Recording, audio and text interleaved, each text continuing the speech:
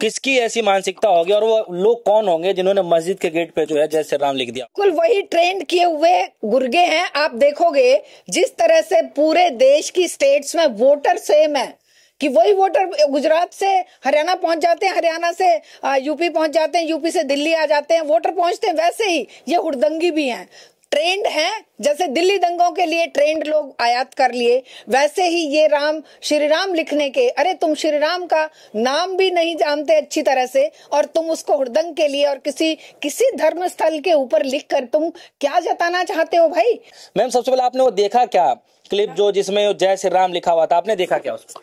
हाँ, सभी दर्शकों को नमस्कार। जो लिखा हुआ देखा और जो बयानबाजी सुनी उसे देखकर लगा कि इस देश को शायद ऐसे अंधे कुएं में धकेला जा रहा है जहां पर 60% युवा वाला देश एक ऐसी दिशा में मोड़ दिया जाए जहां पर उन्हें वैज्ञानिक चिंतन, उनका जीवन का उद्देश्य, उनके जीवन के साथ क्या खिलवाड़ हो रहा है वो सब भूलकर वो केवल हाथ में डंडा लें, हुड़दंगबाजी करें और केवल इनके एजेंडा को फुलफिल करने के लिए इन्हीं के अकॉर्डिंग अपनी पूरी की पूरी ताकत लगा दे। आज देश भर के युवाओं को जैसा आप देख ही रहे हैं कि रोजगार चाहिए, उन्हें शिक्षा चाहिए, उनके परिवार चलाने के लिए जो व्यवस्थाएं चाहिए, महंगाइयां आसमान छू रही हैं, वो सब से ध्यान हटाकर घर वाले उनको रोजगार की बात करें, इससे पहले वो हाथ में झंडा लेके एक पर्टिकुलर भगवान का नाम लेके या कोई ऐसी बात कह दे कि घर वाले भी डर जाएं और घर वालों को भी वो इतने टुकड़ों से सेटिस्फाई कर दें कि जो उनको दिए जाते हैं। दूसरी तरफ मस्जिदों को ढकने की एक परंपरा, ये कभी हमारे देश में 5000 साल, अकॉर्डिंग टू देम 5000 साल पुराना ये देश है, विभिन्न संस्कृतियों का एक मेल्टिंग पॉट रहा है। जितने भी बाहर से संस्कृतियां आई, इतना प्यारा, इतना सुहावना मौसम, इतने सहृदय लोग, इतना प्यार करने वाला देश अगर मिला था उन्हें, तो उन्होंने अपने आप को यहाँ पर अपनी कल्चर को, अपनी संस्कृति को मेल्ट करते हुए एक नई हिंदुस्तानी संस्कृति को जन्म दिया था। उसी संस्कृति में जैसे दूध में नींबू की बूंद डालकर उसे फाड़ने का प्रयास किया जाता है, आज ये व्यवस्था जब हर तरफ से ये बिल्कुल पतनशील है, बिल्कुल ये मरणासन है, तब ये उन मुद्दों से ध्यान भटकाने के लिए ये केवल मस्जिदों को नहीं ढक रहे हैं, ये ढक रहे हैं जो इनके मित्रों पर अमेरिका में तलवार लटक रही है गिरफ्तारी की, उस मुद्दे को ढकने का काम कर रहे हैं। जो इनके परम मित्र के बेटे के जो जू के ऊपर, जहां पर ये दूध पिलाने के लिए बॉटल से दूध पिला रहे हैं एक शेर को, उस मुद्दे को जहां जर्मनी की मैगजीन ने छापा है, सवाल खड़े किए हैं, जहां अफ्रीका के वाइल्ड लाइफ के एजेंसी ने सवाल खड़े किए हैं, विश्व स्तर पर जहां पर सवाल उठाए जा रहे हैं कि कैसे कोई प्राइवेट जू 3000 एकड़ में ऐसा क्रिएट किया जा सकता है बिना सरकार की मंशा के, बिना सरकार की हेल्प के। कैसे अफ्रीका से दुर्लभ जाति के जानवरों को यहाँ पर इंपोर्ट किया जाता है। वो सारे मुद्दे, ये बौखलाया हुआ है ये पूरा सिस्टम कि उन मुद्दों को ढकना है। उन मुद्दों को ढकने के लिए मस्जिदों को ढक दिया जाए, क्योंकि फिर महीनों इसके ऊपर बहस चलाएगा। जो खरीदा हुआ गोदी मीडिया है वो महीनों लोगों का ध्यान भटकाने की कोशिश करेगा, वो पूरा का पूरा जो जंजाल है उसमें उलझाने की कोशिश करेगा, क्योंकि हर बार ये फेल होते जा रहे हैं।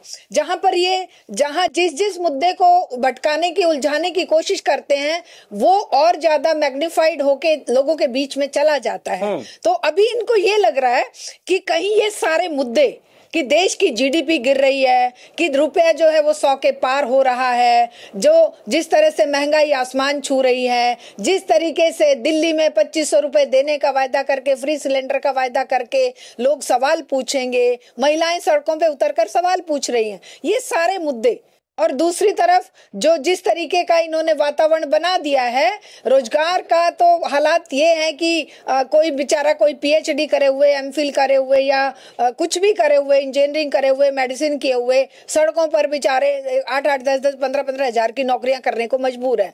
ज्यादातर जाके कॉल सेंटर में अपने आप को खपाते हैं 12, 14, 15 घंटे की ड्यूटी में। दूसरी तरफ देश की अर्थव्यवस्था 3 मिलियन, वो कितने ट्रिलियन 3 ट्रिलियन की हो जाएगी, 5 ट्रिलियन की हो जाएगी। वो ट्रिलियन किसके बढ़ रहे हैं? वो इनके मित्रों के बढ़ रहे हैं, वो उस कॉर्पोरेट के बढ़ रहे हैं जो टैक्सेस से चोरी करके और सारे आम जनता को लूट कर उनकी तिजोरियां भरने का। अच्छा मैम, अब तक तो हमने ये देखा कि कई जगह से ऐसी तस्वीरें भी हम लोगों ने देखी कि जैसे कोई विदेश का कोई नेता आ रहा हो, चाहे कोई व्यक्ति आ रहा हो, तो गरीब जनता जो झुग्गियों में रहती हैं उनको ढक दिया जाता है। हाँ। उनको ढकने काम तो हमने देखा था, लेकिन इतिहास में पहली बार हमने देखा कि किसी खास समुदाय को जो है त्योहार मनाने में कोई आपत्ति ना हो, कोई दिक्कत ना हो, इसलिए जो है दूसरे समुदाय के जो तीर्थ स्थल हैं, चाहे जहाँ पे नमाज अदा करते हैं, उनको जो है तिरपाल से ढका जा रहा है।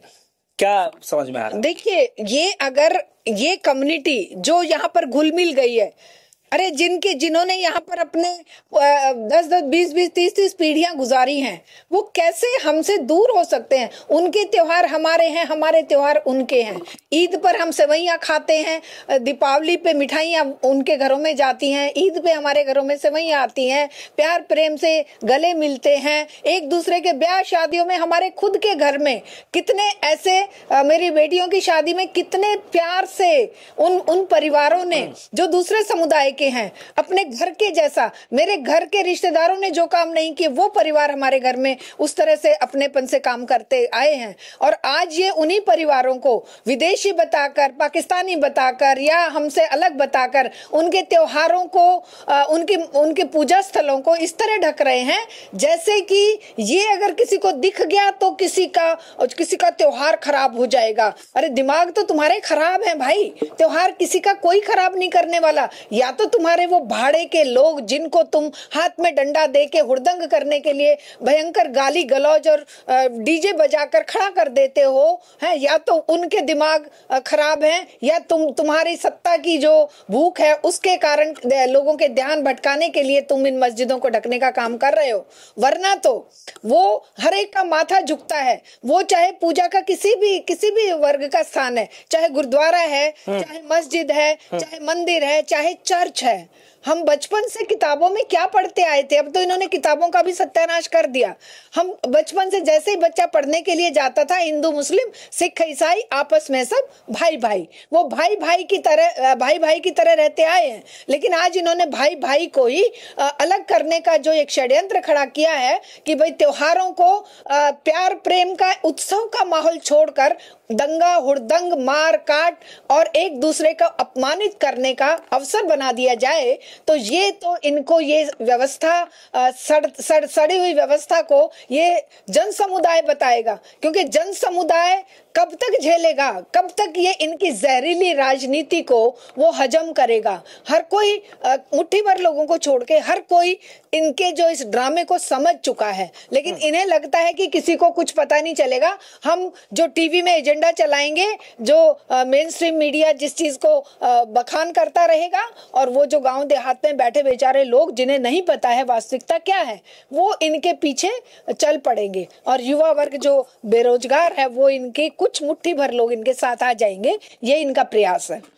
पहले गानों को लेकर के जो है विरोध किया जताया गया कि इसमें जो है भगवा कलर का अपमानित किया गया है। आपने भी सुना होगा, वो शाहरुख खान की एक फिल्म आई थी, उसमें गाने को लेकर विरोध किया गया। फिर बीच में कुछ ऐसी फिल्में आई, बहुत सारी ऐसी फिल्में आई जिसको लेकर विरोध किया गया। अभी हाल ही में छावा आया था, उसमें भी काफी ज्यादा देखने को मिला। फिल्म हो गए, गाने हो गए, और खैर राजनीति जब चलती है तो उसमें तो इस तरह की बयानबाजियां तमामों ढेरों जो है सुनने को मिलती हैं। और अब जो है त्योहारों पे भी इस तरीके का माहौल बनने लगा है। किस तरीके की मानसिकता बनाई जा रही है और क्यों, इसके पीछे की वजह क्या? देखिए, ये इन्होंने छोड़ा किस चीज को है?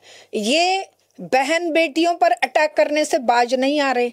इनके जितने भी नेता हैं, गंदी भद्दी इनकी जो हरकतें, अभी आपने बिहार में भी देखा होगा कैसे वो गंदे भद्दे गानों पर उसको ठमकते देखा हुआ। इसी तरह से जितने भी अटैक हो रहे हैं आज बेटियों पर, जितने भी अटैक दलितों पे हो रहे हैं, जितने भी अटैक माइनॉरिटी पे हो रहे हैं, इस देश को इन्होंने एक तरह से ऐसा एक, पहले तो ये एक गुलदस्ता ऐसा जो कि जहाँ की विभिन्न प्रकार के फूल खिले हुए थे और खुशबू दे रहे थे, अपनी अपनी खुशबू से उस गुलशन को महका रहे थे, लेकिन आज ये उस गुलशन को जड़ों से काट कर उस पर ये पेस्टिसाइड छिड़क कर उनको मुरझाना चाह रहे हैं कि ये सारा गुलशन तबाह हो जाए। और फिर ये मुट्ठी भर लोग जो चाहते हैं कि 5000 साल पुरानी व्यवस्था लाकर जिसमें 1% लोग राज सुख भोगे और 99% इनके लोग इनकी गुलामी करें। ये तो इनके एक महान लेखक ने लिखा भी है ना, तथाकथित जो इनके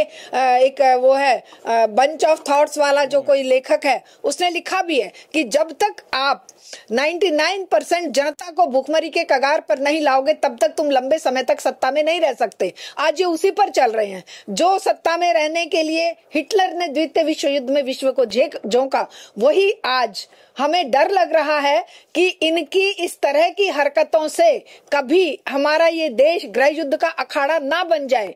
वैसे तो देश के अंदर बहुत जज्बा है कि वो इन चीजों को बहुत जल्दी नकार देगा, लेकिन फिर भी इसके लिए आवश्यकता है सही चिंतन, सही सोच वाले लोगों को बैठने की, चुप रहने की नहीं, बाहर निकलने की। क्योंकि अगर हम चुप हैं, हम चुप क्यों नहीं रहते हैं? अगर हम चुप हैं तो हम भी गुनहगार उनसे ज्यादा हैं जो अन्याय अत्याचार करके इस देश को बर्बाद करना चाहते हैं, इस देश के सुंदर गुलदस्ते में आग लगाना चाहते हैं, उसे झुलसना चाहते हैं। वो हम ना होने दे। उसी के लिए आपकी और हमारी जिम्मेदारी बनती है कि हम जितना हो सके उतनी दूर तक इन सब चीजों का विरोध करें और न केवल मीडिया के माध्यम से बल्कि सड़कों पे उतरकर आज जरूरत आन पड़ी है कि हर व्यक्ति की जान आज खतरे में है। क्या कह रहे हैं? ये धर्म बचा रहे हैं। धर्म, कितने सारे मर्डर हुए हैं इस पे, होली पे। अभी कल ही मैं एक रिपोर्ट देख रही थी, हर स्टेट में होली के हुड़दंग में कितने लोग मारे जाते हैं, कितनी महिलाओं के साथ बेइज्जती करते हैं, ये बदतमीजी करते हैं, कितनी महिलाओं के निकलते आने जाने से भयभीत हो जाती हैं। अगर यही त्योहार मनाने का इनका तरीका है, जो प्यार, प्रेम, सहयोग, भाईचारे का संदेश देने वाले त्योहार हमारे थे, उनको इन्होंने जहर फैलाने का अगर साधन बना लिया है, तो ऐसे त्योहारों से तो तौबा। और दूसरी तरफ ऐसे लोगों को भी कटघरे में खड़ा करने की जरूरत है और इस जनमानस को खड़े होकर अपनी मुक्ति के लिए अपनी आवाज बुलंद करने की जरूरत है, वरना आने वाला समय और भयंकर होगा।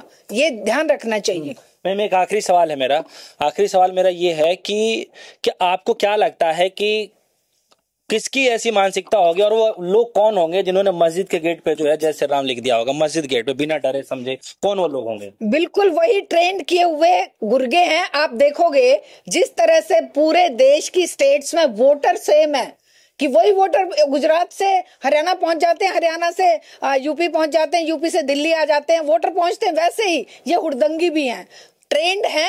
जैसे दिल्ली दंगों के लिए ट्रेंड लोग आयात कर लिए, वैसे ही ये श्री राम लिखने के, अरे तुम श्री राम का नाम भी नहीं जानते अच्छी तरह से और तुम उसको हुड़दंग के लिए और किसी धर्म स्थल के ऊपर लिखकर तुम क्या जताना चाहते हो भाई? तुम वही लोग हो जो ना बहन बेटियों की कद्र करते हैं, ना हमारे समाज के दबे कुचले वर्ग की तुम कद्र करते हो। तुम्हें केवल वो वोटर दिखते हैं और ना ही तुम इंसानियत की कोई वैल्यू रखते हो। तुम केवल वो जुम्बी हो गए हो, जॉम्बीज हो गए हो, जिनको केवल खुद का अपना जो सोच विचार चिंतन का जो स्तर है वो जानवर के स्तर से भी नीचे गिर गया है। क्योंकि कोई भी जानवर अपनी जाति के जानवरों पर अटैक नहीं करता है। शेर है तो शेर को नहीं खाता है, भेड़ है तो भेड़िया को नहीं भेड़िए को नहीं खाता है। ये इंसान को दुश्मन बनाकर इंसान के ऊपर अटैक करवाने के लिए ही ये इस तरह की हरकतें करते हैं। वो तो शुक्र है इस 5000 साल पुरानी सभ्यता का और इस इंसानियत का जो इस देश की रगों में बह रही है, प्यार प्रेम का वो संदेश जो हर एक इंसान के दिल में है, उन्होंने इनके साजिश को सफल नहीं होने दिया। वरना तो ये चाह रहे थे बिहार के चुनाव में उसको भुनाते, ये इनकी साजिशें कोई निरर्थक नहीं होती हैं, उसके पीछे कोई ना कोई बड़ा उद्देश्य छिपा रहता है, उसके पीछे कोई ना कोई मंशा छुपी रहती है और कोई ना कोई उस समय एक टारगेट होता है। तो ये कहीं पर भी अगर कोई इस तरह की हरकत करवाते हैं, अगर यूपी में करवाया है, अगर ये तो बिहार को टारगेट लेके कर रहे हैं, बिहार के चुनाव सर पे हैं, इसी तरह से ये अगर बंगाल में जाकर हुड़दंग मचाएंगे तो बंगाल के चुनाव के लिए करेंगे। इनका उद्देश्य केवल चुनाव चुनाव और चुनाव है, क्योंकि चुनाव के जरिए से ही ये व्यवस्था जनता की मोहर लगवाती है उस लूट के राज पर, जिसके मुखौटे ये बनकर बैठते हैं, चाहे वो हमारे प्रधानमंत्री हैं, चाहे ट्रंप हैं, चाहे वो पुतिन है। ये सारी व्यवस्था के मुखौटे हैं और हमारे देश में भी उन मुखौटों को सुरक्षित रखने के लिए ये व्यवस्था खूब पैसा बहाती है और इस तरह की हरकतें करवाती है, जैसे कि मंदिर मस्जिद के लड़ाई करवा रहे हैं। बहुत बहुत शुक्रिया। तो देखिए वही चीजें जो है फिर से आ रही हैं और आप देखेंगे कि किस तरीके से होली के दिन जो है दो समाजों में जो है झगड़ा होते होते या फिर आप ये कह लीजिए कि तनावपूर्ण स्थिति जो वहां देखने को मिली, लेकिन गनीमत ये रही कि पुलिस प्रशासन ने जो है उस माहौल को शांत करा दिया जैसे तैसे करके। लेकिन सबसे बड़ा सवाल ये है कि जो इतिहास में कभी नहीं हुआ वो अब क्यों हो रहा है और अचानक से इस नई प्रचलन को लेकर लोग अपने अपने राय रख रहे हैं कि इस नई प्रचलन को क्या हम नाम देंगे, इस नई प्रथा को हम क्या नाम देंगे कि किसी एक समुदाय के त्योहार को देखते हुए दूसरे समुदाय के जो स्थल है, धार्मिक स्थल है, उनको जो है तिरपाल से ढका जा रहा है। जय श्री राम लिखने वाले कौन वो लोग होंगे, आपके मन में क्या कुछ चल रहा है? अगर आपके मन में भी कुछ ऐसे सवाल हैं तो हमारे वीडियो कमेंट सेक्शन में जाकर जरूर बताइएगा। फिलहाल के लिए दीजिए इजाजत। देखते रहिए न्यूज़। धन्यवाद।